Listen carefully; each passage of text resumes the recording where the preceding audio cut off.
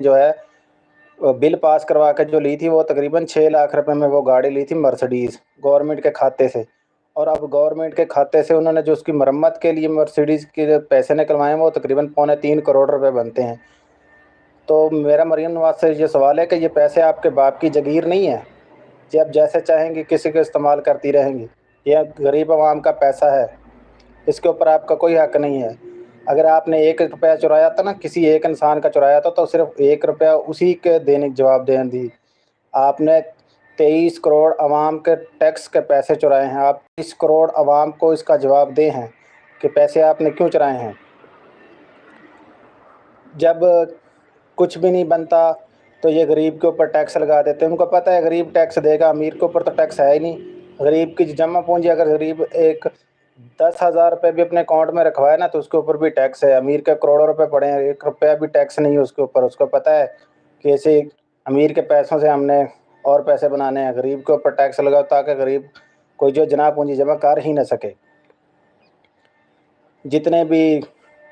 میں تو سیدھی سی بات کر رہا ہوں کہ میں جو ہے اس سسٹم کے بہت خلاف ہوں۔ میں چاہتا ہوں کہ پاکستان میں صدارتی نظام ہو اور اسلامی قانون کے مطابق اس میں جو جتنے بھی قوانین بنائے جائیں وہ اسلامی قانون کے مطابق ہو، اور اسلامی قانون کے مطابق ہی ان کو سزائیں دی جائے۔ جو چوری کرے تو حضور صلی اللہ علیہ وسلم نے کہا تھا کہ اگر میری بیٹی فاطمہ بھی چوری کرتی تو میں اس کے بھی ہاتھ قلم کر دیتا۔ تو اسلامی قانون ہونا چاہیے پاکستان میں، جو چوری کرے اس کے ہاتھ کاٹ دینے چاہیے۔ سعودی عرب دیکھ لو، اس کے پاس کوئی سیکیورٹی نہیں ہے، کوئی اس کے پاس ایسا ذریعہ نہیں ہے کہ وہ اپنی جو کیا کہتے ہیں دفاعی صلاحیت اس کے پاس نہیں ہے، اس کے پاس اپنی فوج بھی نہیں ہے۔ ٹھیک ہے، ہمارے پاس ہم پوری دنیا میں سپر پاور ہونے کے باوجود، ہم ایٹمی طاقت ہونے کے باوجود ہم دوسرے ملکوں کے آگے جا کے بھیک مانگ رہے ہیں۔ ہمارا سٹیٹس اتنا گرا دیا گیا ہے، انہوں نے اپنے مفاد کی خاطر ہمارا سٹیٹس اتنا گرا دیا ہے کہ ہم کسی کو جب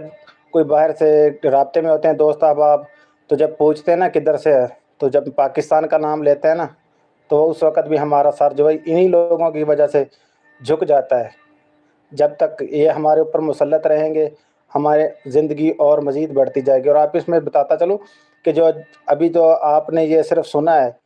میں آپ کو ایڈوانس بتا رہا ہوں کہ جو مہنگائی عید کے بعد آنے والی ہے وہ آپ نے کبھی سوچی بھی نہیں ہوگی۔ جتنی مہنگائی مزید بڑھنے والی ہے، IMF نے جتنی شرائط مضبوط کر کے رکھی ہیں نا ان کے اوپر، اس کے مطابق یہ جتنی قیمت آج آپ ایک چیز کی خرید رہے ہیں نا، آنے والے سمجھ لیں 1-1.5 ماہ کے بعد وہ آپ جو چیزیں آج مل رہی ہیں وہ آپ کو 2 گنا قیمت میں ملیں گی۔ میں یہ آپ لوگوں سے داد لینے کے لیے نہیں کہہ رہا، میں آپ کو ایڈوانس بتا رہا ہوں کہ جو سب مہنگائی کا سیلاب آنے والا ہے وہ ایک عام انسان کی سوچ سے بھی بالاتر ہے۔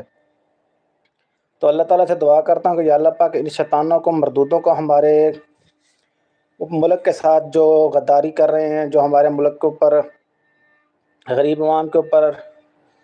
ظلم و ستم کر رہے ہیں، یا اللہ پاک ان کو نیست و نابود فرما دے۔ اس رمضان کے صدقے ان کو نیست و نابود فرما دے۔ جو بندہ ایک مینڈیٹ لے کے ہی نہیں بنا، وہ کسی کے سہارے سے اس حکومت میں بیٹھا ہے، تو اس نے غریب عوام کے لیے کیا سوچنا ہے؟ غریب عوام کو سوچنے کے لیے